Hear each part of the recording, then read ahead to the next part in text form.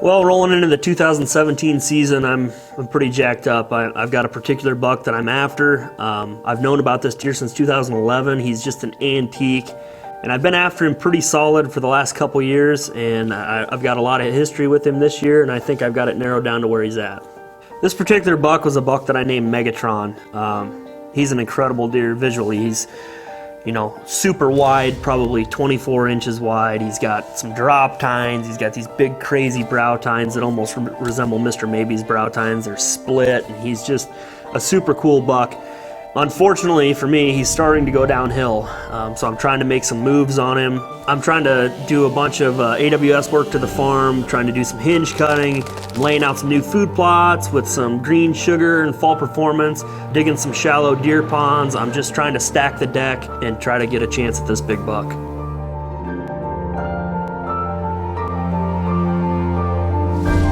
So on this hunt, it's October 22nd. We're gonna slip into this pond set on this food plot, and we got a good access to get in there. That's really important. You wanna have a good access and not bust a bunch of deer on your way into the set. We climb up in the stand, get our stuff all set up. You know, we're just kind of waiting around for some deer to start showing up to feed, when all of a sudden, Megatron stands up out of his bed 75 yards away.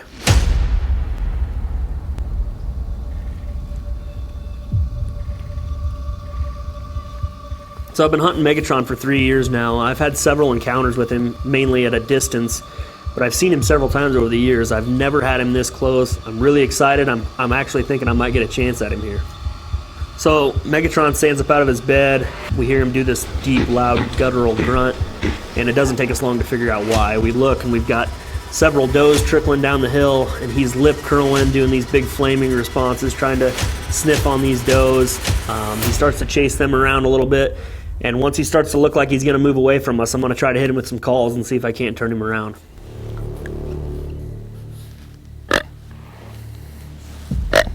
So I hit him with some calls. He heads up through the cover, and at one point I get him to turn around and look.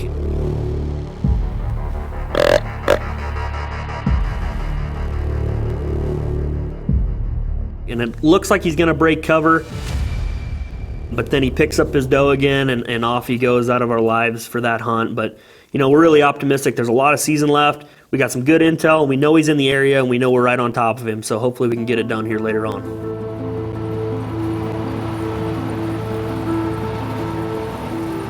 It's fall season. Obviously, as a farmer, I'm super busy. I'm living in the combine. Every day I'm getting phone calls from my family and friends that are telling me that they're seeing Megatron just tending does all over the place, and it's really starting to get at me. So finally I get a break from combining. We've got a bunch of new intel now, a bunch of information from all my family and friends that have been seeing him, telling me where he's at. So I know he's back in the area. I know he's locked on does. So I really feel like I've got a solid chance of seeing him this time. So as we're slipping into the stand, everything's going right. You know, the wind is good. We're easing into the stand just quiet as a mouse, hoping that Megatron might be bedded in that same area or at least close to the stand. And as I start to climb into the stand, I look down and I can't believe what I'm seeing.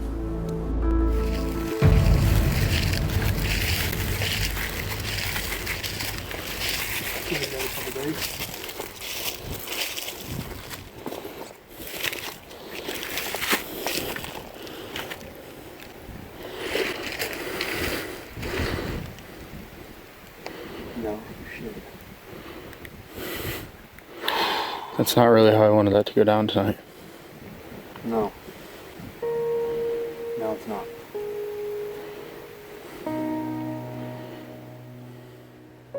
He was the one I wanted. I've been after him a long time. Just had Officer Michael Miller come in, and we checked him out, and he issued me a salvage tag, and the cause of death that we came up with is that he was actually gored. He has a hole in his neck, severed a main artery in his neck. It all happened right here on this plot that we created trying to kill him, in front of this stand that we hung for him, right by this pond that we built for him to try to kill this deer. Bittersweet. It sucks when you lose a giant that you've been after. It's like losing a friend. I've been after this deer for 3 years anyways. You know, at least he died doing what he loved, and he wasn't shot by some dirtbag poacher, threw him in a garage for the rest of his life. So we'll get him cleaned up, hang him on the wall, and honor him the way he's meant to be. So move on. You know, after finding Megatron dead, it was a total bummer. I mean, my season was just ruined. 3 years of emotional investment into this buck, and to find him dead, you know, gored in the neck, my season was over. I was ready to just hang up my bow and be done. Then Andy called me, and he was wanting to come down and film, and I said, you know what? Don't even bother. You know, just stay home. I don't know what I'm even gonna do anymore. And he said, you know, kind of told me to cheer up. There's no use crying over spilled milk. There's plenty of other good bucks on the farm, and let's get out there and get one. And finally I agreed, and Andy headed down my direction, and I decided I'd keep on pushing.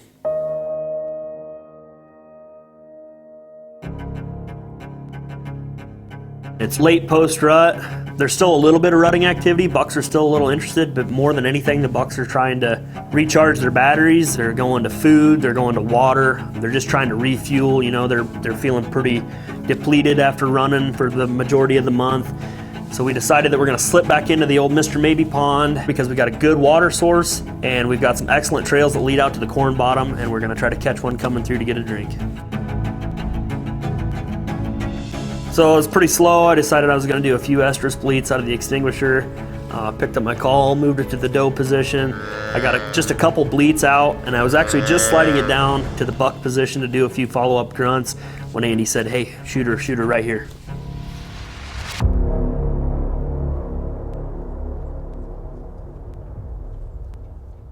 I mean, I hadn't finished calling for 20 seconds. Andy tells me I've got a good buck coming. And I just look up at him in disbelief. I think he's just messing with me. I'm like, there's no way in this amount of time that I've called in a deer. You know, there's no way that that's possible. So you can see I'm looking at him in complete disbelief, but he reassures me that, yeah, there's a buck coming. And sure enough, I look around to one side of the tree and I can see him. So as this buck's starting to come my direction, I decide that, hey, I better get my binoculars up and size him up.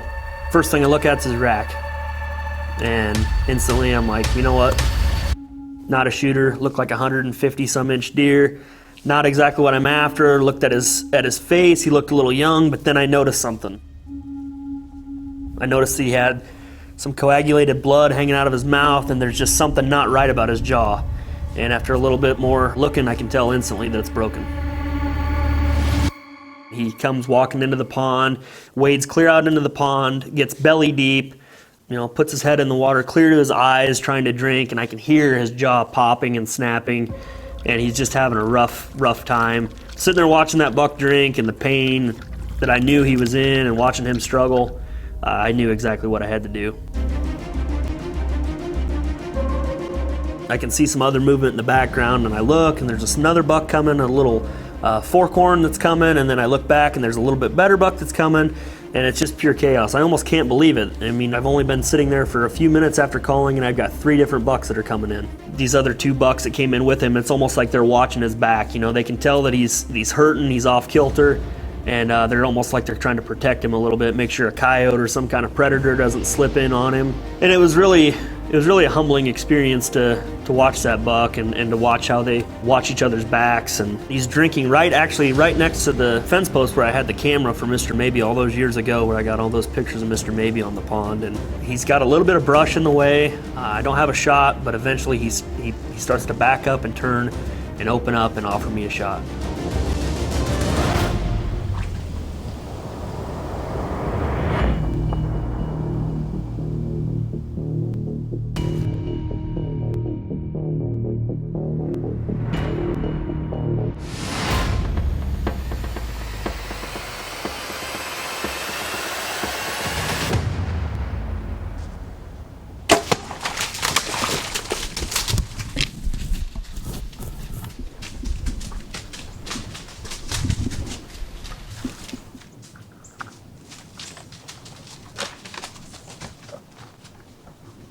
Watch it.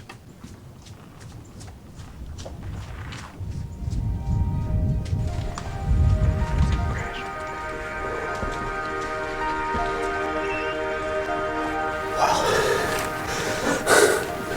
Pretty incredible. Pulled out the extinguisher, gave 2 short little doe estrus bleeds, and it's all in real time. I mean, that buck heard those estrus bleats and come in on a string. He felt safe when he heard those doe bleats. Looked like a 5-year-old buck. He's beautiful 9-point. And we noticed that when he was coming in, his jaw looks like it's heavily busted. That's why he had to bury his face in that pond to get the water in his mouth. And he looked like he was really struggling to quench his thirst because he was having a hard time. Probably never would have made the winter. I can't believe it. First night Andy comes down. We were gonna hunt for a few days. We're done. Just like that. Can't believe it. It's a good buck, man. Put a good shot on him. Right there. Right there, the extinguisher. Doe bleed.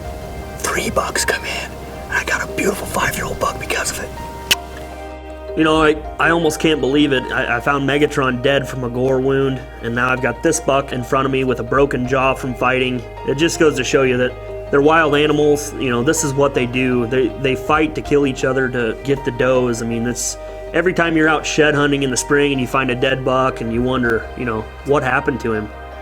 Well, instantly you start to think, oh, the neighbor shot him or he was poached or whatever, but this is the reality of it. They're gonna fight each other, and sometimes they fight to the death. Some of the main factors of this hunt were having Andy there to push me, to make me want to go hunting. You know, if it wasn't for him, I probably would have just hung up my bow and called it a season. Secondly, was hunting post-rut deer, understanding that they're trying to refuel, hunting water, hunting food. Those were big things. I mean, they're just trying to refuel after a long rut. Another important aspect of this hunt was calling. You know, normally when you think about calling, especially doe estrus bleats, you're trying to pull in a buck that's still wanting to breed, still wanting to pursue a doe. And that was my intention. But in this case, I think the way it worked out with this buck that was wounded, I think that he felt safe knowing that there was other deer on the pond, knowing that, hey, there's gonna be somebody there to watch my back so I don't get attacked by a predator. And I think that that is what ultimately drove him into the pond. And as a bonus, I was able to call in the 2 other bucks that came in behind him. This season was full of emotions. You know, I was at the highest of highs chasing Megatron, then to find him dead, I was at the lowest of lows. I didn't even want to continue hunting. But Andy pushed me back out, and I was able to harvest a great buck. You know, on this particular buck, the situation that I was in, there was only one thing to do in my mind, and that was to do the right thing and put the buck out of his misery. It was only a matter of time before the buck got to feeling weak. He was gonna bed down and never get up again. And as a hunter, it's great to kill a big mature buck. It's great to be in a record book, but sometimes you have to be reminded why we're out there. We're out there because we're conservationists and we have a respect for the animal, and that's the whole reason we do what we do.